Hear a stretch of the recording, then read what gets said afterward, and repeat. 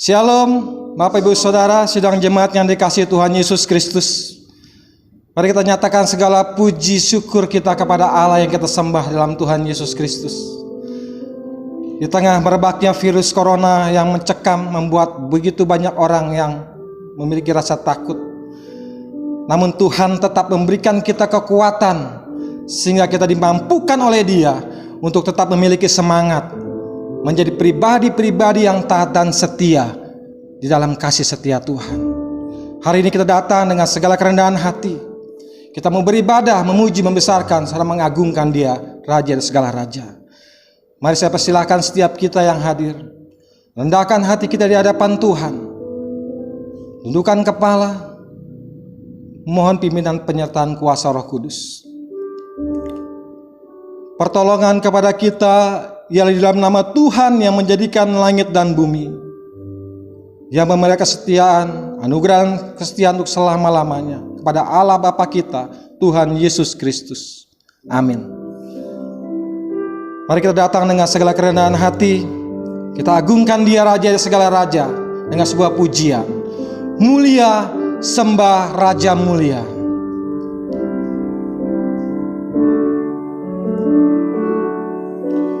Mulia, sembah Raja mulia. Bagi Yesus puji, hormat dan kuasa.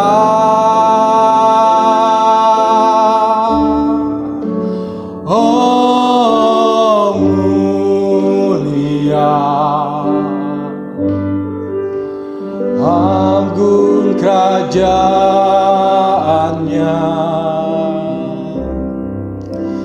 dari surga datang untuk senap umatnya.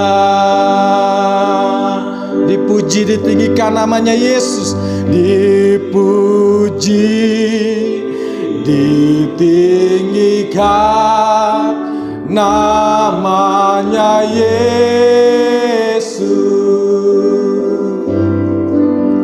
Hormat dan muliakanlah Yesus Raja.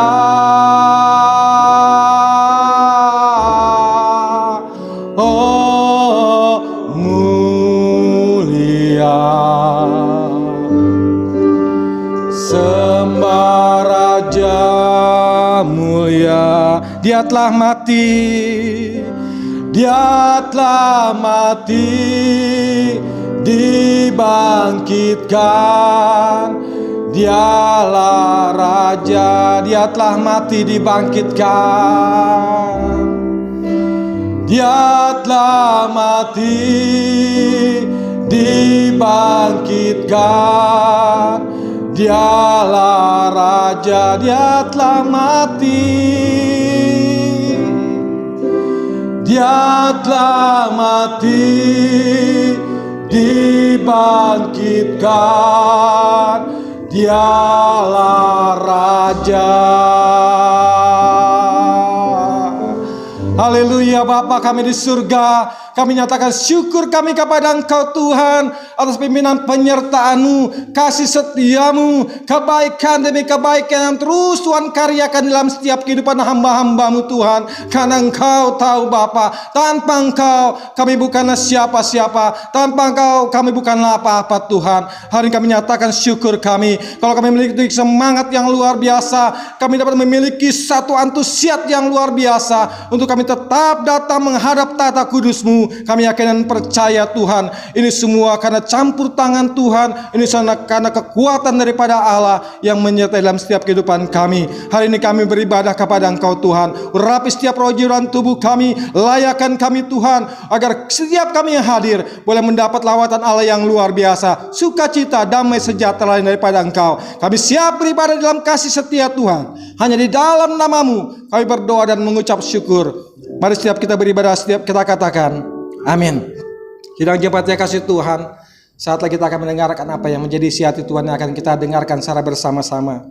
Namun kita percaya apa yang menjadi pergumulan hidup kita pada saat ini, apa persoalan yang kita hadapi hari ini, kita percaya kita memiliki Allah yang lebih besar dari setiap persoalan kita. Amin. Kita agungkan Dia dengan sebuah pujian. Kuasa-Mu terlebih besar. Dengan imanmu, Tuhanku terlebih besar. Tak pernah terlambat janji-Mu ya Tuhan menolong hidupku. Kuasa-Mu terlebih besar. Tuhanku terlebih besar. Tuhanku terlebih besar. Tak pernah terlambat janji-Mu ya Tuhan, pulihkan hidupku. Pastikan saudara, hanya Tuhanlah penolong kita satu-satunya. Haleluya. Hanya Kau Tuhan penolongku, yang selalu setia bersamaku, yang selalu setia bersamaku.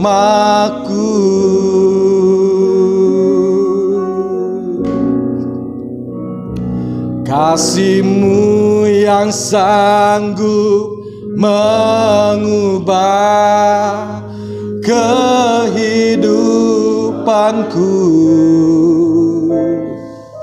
Sungguh ku sungguh ku percaya, sungguh ku percaya, kuasa-Mu terlebih besar. Dengan imanmu katakan saudara, Tuhanku terlebih besar. Tak pernah terlambat pertolongan-Mu Tuhan, tak pernah terlambat janji-Mu ya Tuhan menolong hidupku. Kuasa-Mu terlebih besar. Amin. Tuhanku terlebih besar. Tak pernah terlambat janji-Mu ya Tuhan, pulihkan hidupku. Kita berdoa. Kami memohon pertolongan-Mu ya Tuhan. Kami hendak merenungkan firman-Mu. Biarlah kiranya firman Tuhan menjadi bagian kami yang utama, sehingga firman Tuhan yang menjadi dasar iman kami, kami akan boleh terus berproses di dalamnya, berakar, bertumbuh, menjadi pribadi yang kuat di dalam Tuhan. Dalam nama Yesus kami berdoa. Amin. Ya, shalom Bapak Ibu, saudara sekalian yang dikasihi oleh Tuhan Yesus Kristus. Kita tetap bersyukur sekalipun di tengah-tengah himpitan situasi kondisi. Saya berdoa mengharapkan semua kita juga walaupun di rumah masing-masing boleh mempersiapkan dengan sebaik-baiknya, dengan segenap hati untuk menikmati ibadah pada hari ini. Pada hari ini kita merenungkan firman Tuhan dengan tema yaitu memaknai penderitaan Kristus. Yang boleh kita baca dari kitab Injil Lukas pasal yang ke-9 ayat 22 sampai dengan ayat yang ke-26. Adapun judul perikop ini adalah pemberitahuan pertama tentang penderitaan Kristus dan syarat-syarat untuk mengikut Dia. Saya membaca dalam keseluruhan kitab Injil bahwa Tuhan Yesus memberitahukan secara langsung bahwa Ia harus mengalami aniaya, penderitaan, sengsara, dan sampai mati di kayu salib itu sebanyak 4 kali. Sebanyak 4 kali. Ini berarti Yesus menyatakan hal ini berkali-kali.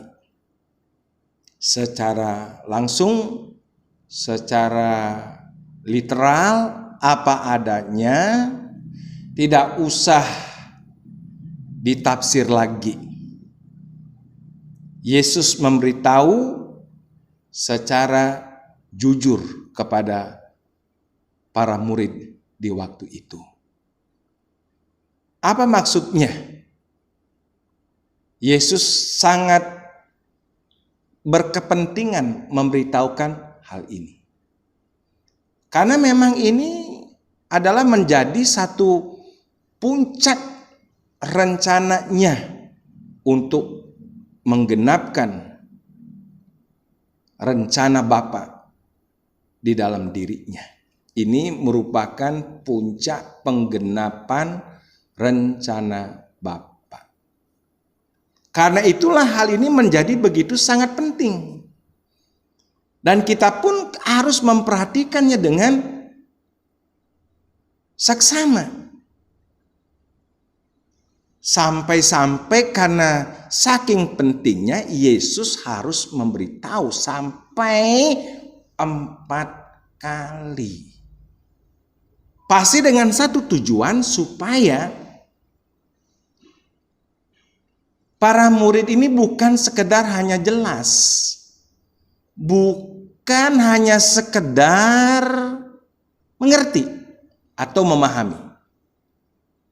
Tetapi supaya para murid ataupun orang percaya bisa mempersiapkan mentalnya untuk bisa menerima kenyataan ini. Dan saudara-saudara, pemberitahuan yang pertama, kedua, ketiga, dan keempat. Kalau sampai ada 4 kali pemberitahuan, berarti minimal ada 4 respon. Bagaimana para murid ataupun para rasul, orang percaya, menyikapi pemberitahuan tentang penderitaan yang akan dialami oleh Tuhan Yesus. Respon yang pertama pada waktu Yesus menyatakan hal ini secara langsung, ya secara literal, ya secara apa adanya, bahwa Ia harus pergi ke Yerusalem untuk mengalami banyak penderitaan dari tua-tua Yahudi, imam kepala, dan ahli-ahli Taurat. Mengalami banyak penderitaan dan terus akan dibunuh, tetapi akan dibangkitkan. Mendadak sontak Rasul Petrus menarik Yesus ke samping. Tuhan, hal itu tidak akan terjadi padamu. Allah pasti akan menolongmu. Yesus mengatakan kepada Rasul Petrus, "Nyahlah engkau iblis. Engkau hanya memikirkan pikiran manusia. Kamu bukan memikirkan rencana Allah. bukan memikirkan pikiran yang dipikirkan oleh Allah. Jadi respon yang pertama betul-betul di sini frontal. Artinya memang itu mengagetkan buat Simon Petrus dan juga yang lain-lain. Respon yang kedua, pada waktu Tuhan Yesus juga kembali menyatakan hal yang sama, para murid menjadi sangat sedih. Ini penting nih, sangat sedih. Kenapa sangat sedih? Pasti dia sangat sedih karena kecewa kalau sampai memang betul hal itu terjadi. Yesus kembali memberitahukan untuk yang ketiga kalinya. Menyatakan bahwa ia harus menderita. Respon para murid yang ketiga itu silent. Diam 1000 bahasa. Nggak ngasih komentar. Kenapa? Diam. Kenapa nggak ngasih komentar? Kemungkinan besar mereka sudah jenuh mendengar itu. Dan memang tidak mau untuk diarahkan untuk berbicara mengenai penderitaan, kesengsaraan, apalagi kematian. Nggak mau. Dan akhirnya Yesus juga memberitahu yang terakhir kalinya, yaitu yang keempat. Tercatat di Injil Matius pasal 26 ayat 1-5. Itu Yesus memberitahukan 2 hari menjelang Paskah. Yesus mengungkapkan hal yang sama, bahwa memang dia harus, tidak ada jalan lain.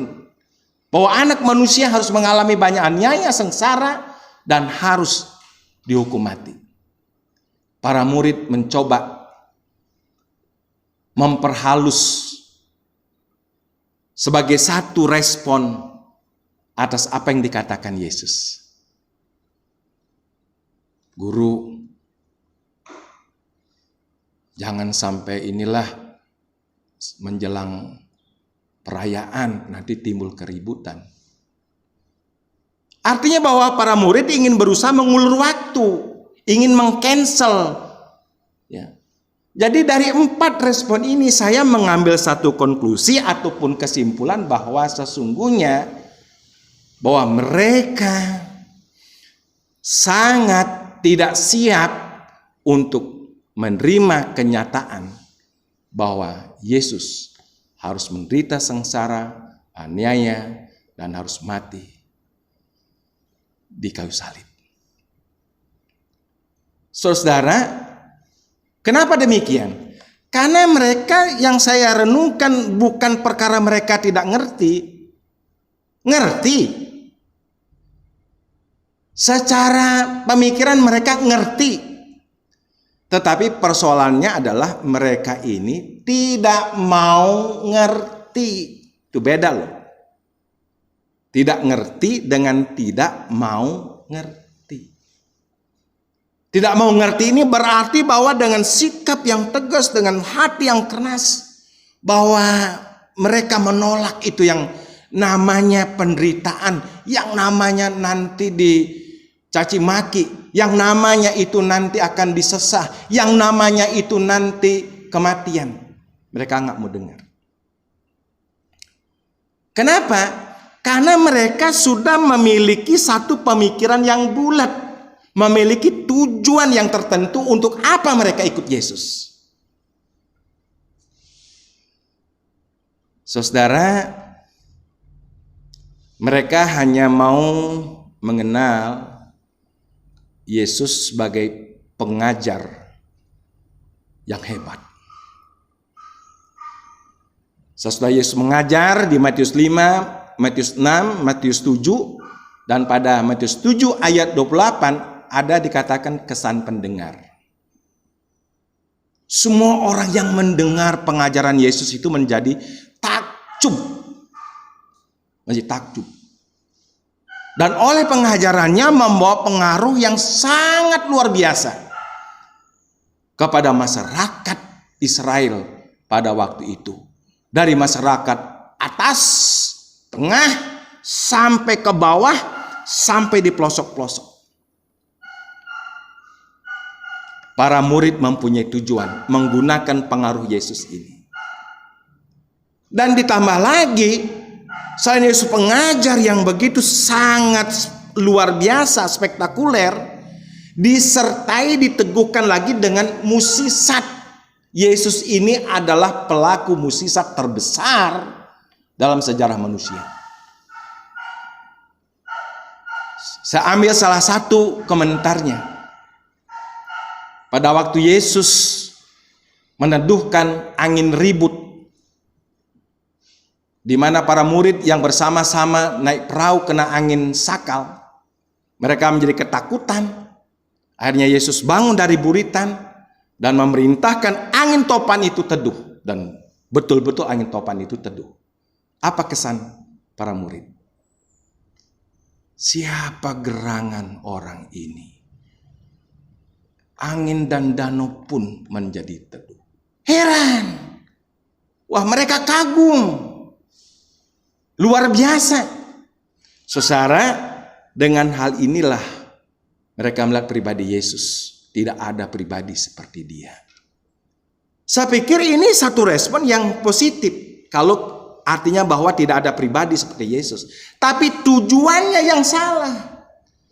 Tujuan daripada seluruh murid, Simon Petrus, Yakobus, Yohanes, Nathanael, Yudas Iskariot, dan juga semua orang percaya waktu itu ingin mempergunakan reputasi yang luar biasa ini untuk mau mengangkat Yesus menjadi seorang pahlawan yang bisa membebaskan Israel dari perbudakan Romawi. Sebenarnya di puncak pengiringan mereka kepada Yesus Kristus, mereka ingin sebenarnya mendengar Yesus memberikan sebuah seruan. Hai umatku Israel, waktunya sekarang kita bangkit, menyingsingkan lengan baju kita, kita rapatkan barisan, mari kita angkat senjata, kita usir itu penjajah Romawi dari negara kita. Teriakan itu yang mereka ingin dengar. Tapi justru di puncak tujuan mereka, Yesus justru memberitahukan tentang bahwa ia harus menderita. Dia harus mengalami banyak penderitaan dan bahkan harus mati. Saudara, bukankah kita juga banyak menemukan anak-anak Tuhan sampai sekarang ini, bahkan hamba Tuhan, hanya ingin mengenal Yesus sebagai pengajar yang berkuasa, penuh otoritas, penuh urapan. Apa buktinya? Bukankah banyak orang-orang Kristen, anak-anak Tuhan salah motivasi mengiring Yesus? Banyak orang datang ingin melihat pengkhotbah yang hebat, pengkhotbah yang bisa mengkhotbahkan ataupun mengajarkan firman Tuhan dengan luar biasa.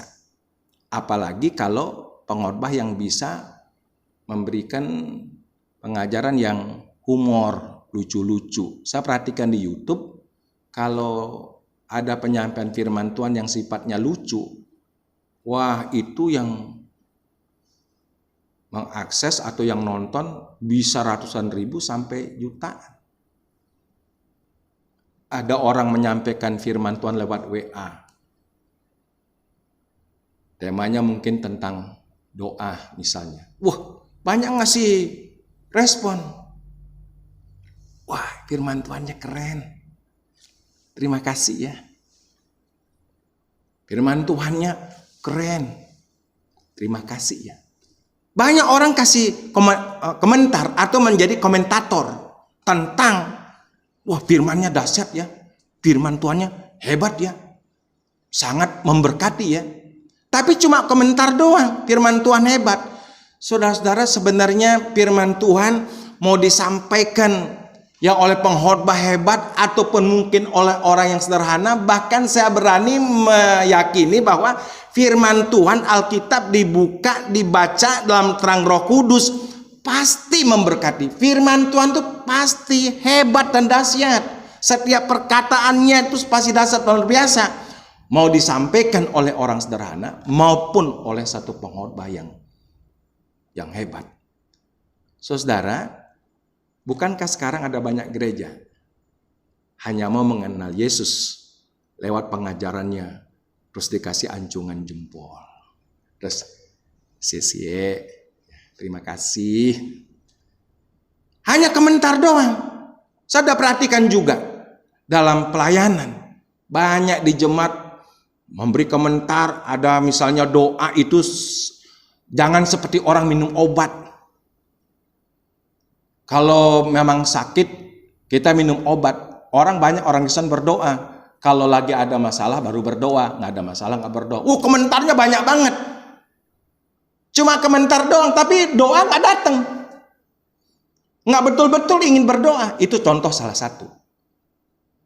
Banyak orang Kristen gereja Tuhan cuma pinter, cerdas, ngasih komentar, tetapi tidak melakukan firman Tuhan. Kalau ada lagi disaksikan tentang masalah kesembuhan, dahsyat, luar biasa. Makanya saya perhatikan ada banyak orang Kristen hanya limitnya mengenal pengajaran yang hebat. Hanya ingin mengenal tentang sebuah mujizat yang luar biasa. Hidupnya diberkati oleh Tuhan. Saudara, kalau kita hanya mengenal Yesus sebagai pengajar, itu bukan puncak rencana Bapa. Bukan. Kalau kita hanya ingin mengenal Yesus sebagai pelaku mujizat, itu juga bukan puncak rencana Bapa. Tapi rencana Bapa, rencana Allah Bapa yang paling puncak adalah di mana Yesus Kristus, anaknya yang tunggal itu, harus meminum cawan pahit, yaitu harus menderita aniaya sengsara sampai mati di atas bukit Golgota. Inilah puncak dari rencana Allah Bapa. Maka saudara, puncak Injil itu bukan Yesus pelaku mujizat. Puncak Injil itu bukan Yesus sebagai pengajar yang hebat. Tapi puncak Injil berbicara tentang Yesus yang mati dan Yesus yang bangkit. 1 Korintus 15 ayat 3 dan 4. Maka saudara, lewat tema pada hari ini, coba kita renungkan pengiringan kita, iman kita.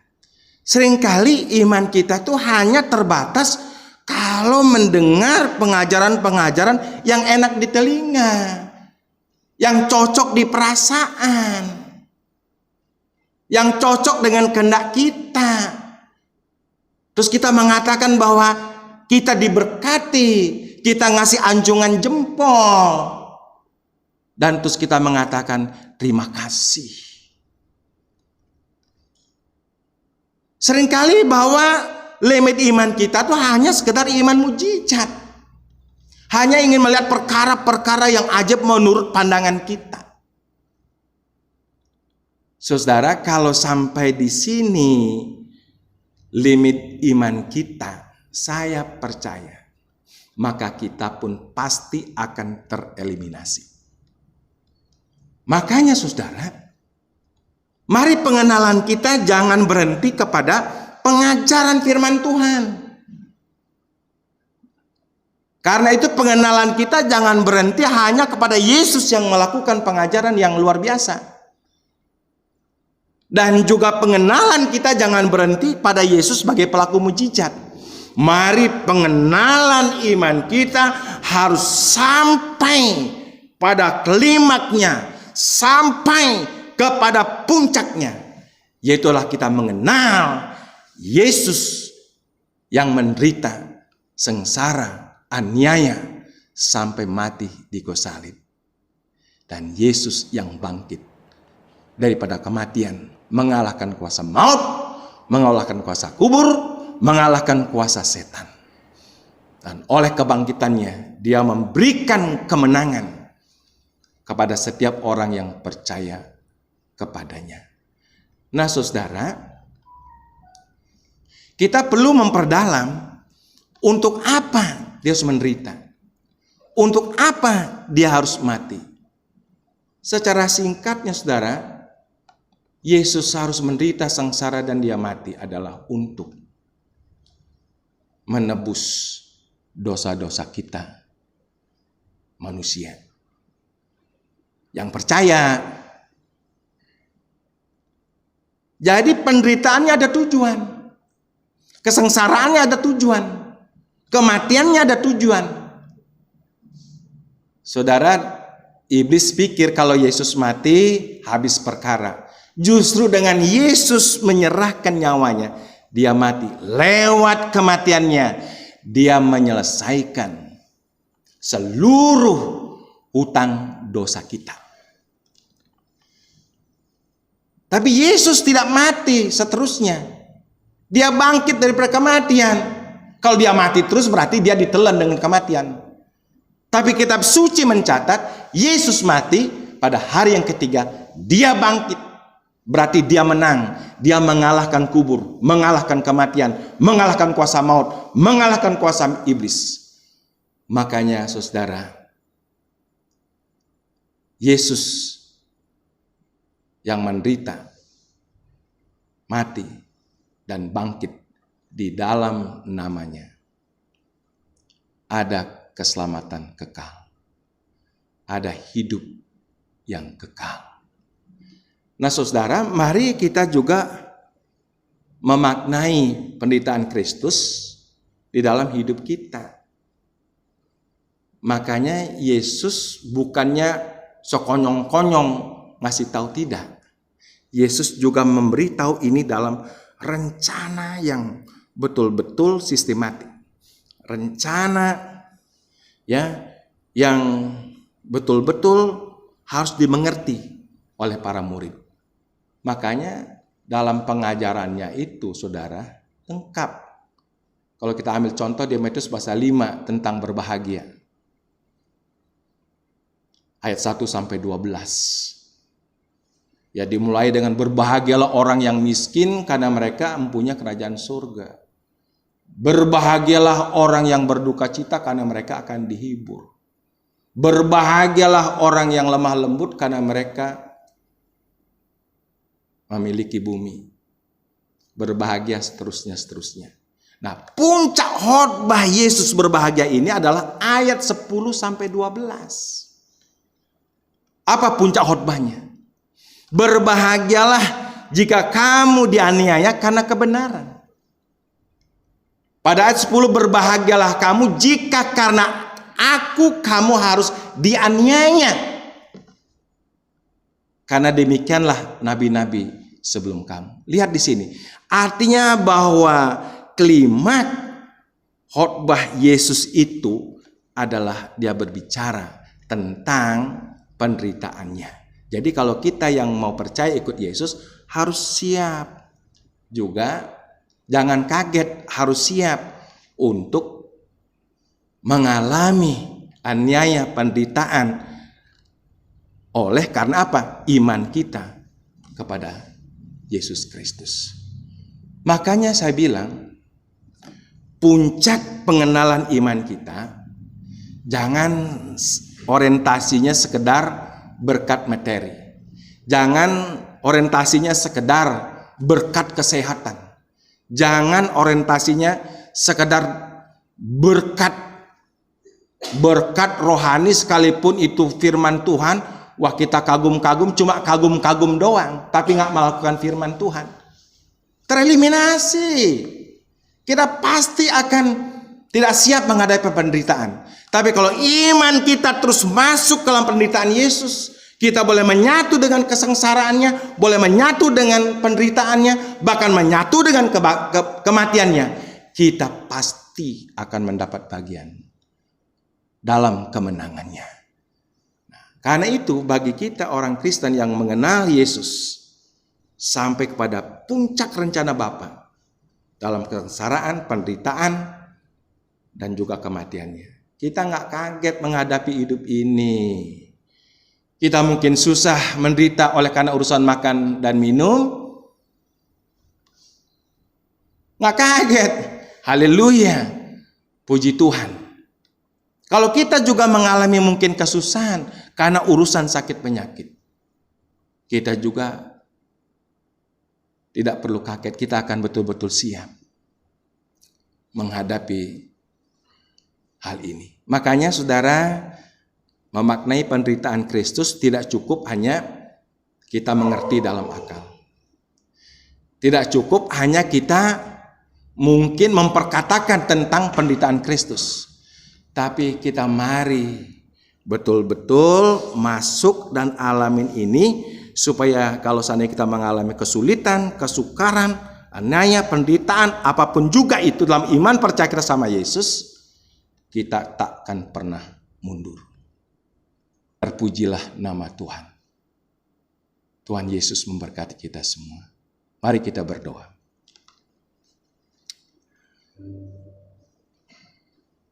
Bapa kami di sorga, terima kasih kami telah mendengar firman-Mu. Biarlah kami dalam iman mengenal Engkau bukan hanya sebatas pengajaran-pengajaran, bukan hanya sebatas bahwa Engkau sebagai pelaku mujizat, tetapi dalam iman kami mengenal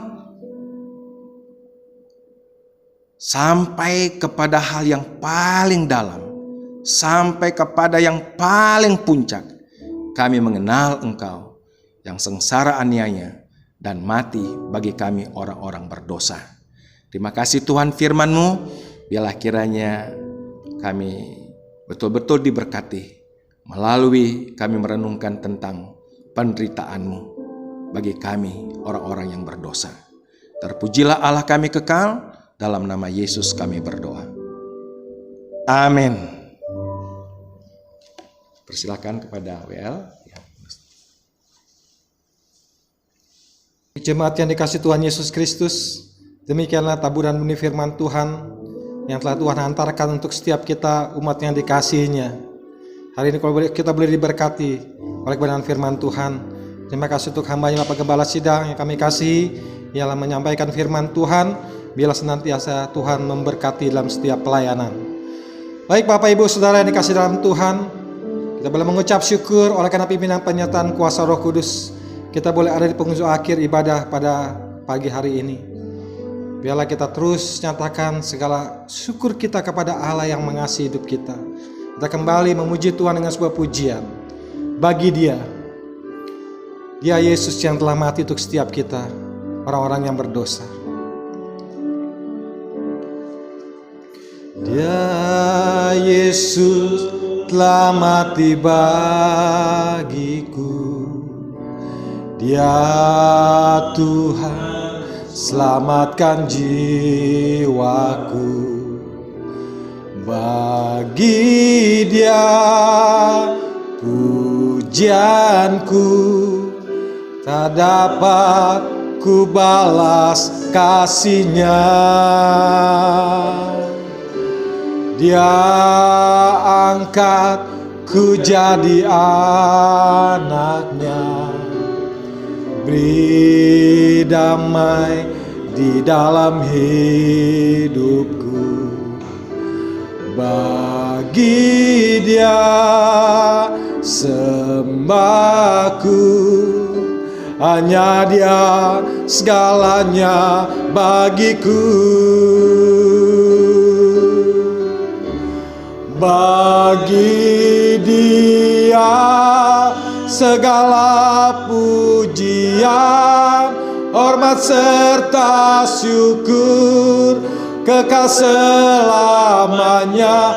Bagi Dia segala pujian, hormat serta syukur selama-lamanya. Katakan selama-lamanya. selama-lamanya. Arahkanlah hatimu, terimalah berkat daripada Tuhan. Kiranya damai sejahtera dari Allah Bapa yang limpah sempurna, kasih karunia penebusan pengampunan dosa, hidup kekal dalam Kristus Yesus Anak yang tunggal, serta janji penghiburan kekuatan oleh Roh Kudus menyertai saudara sekalian sekarang ini sampai selama-lamanya. Amin. Amin.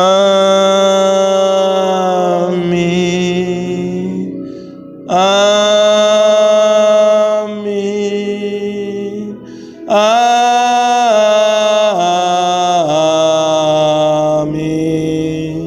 Amin.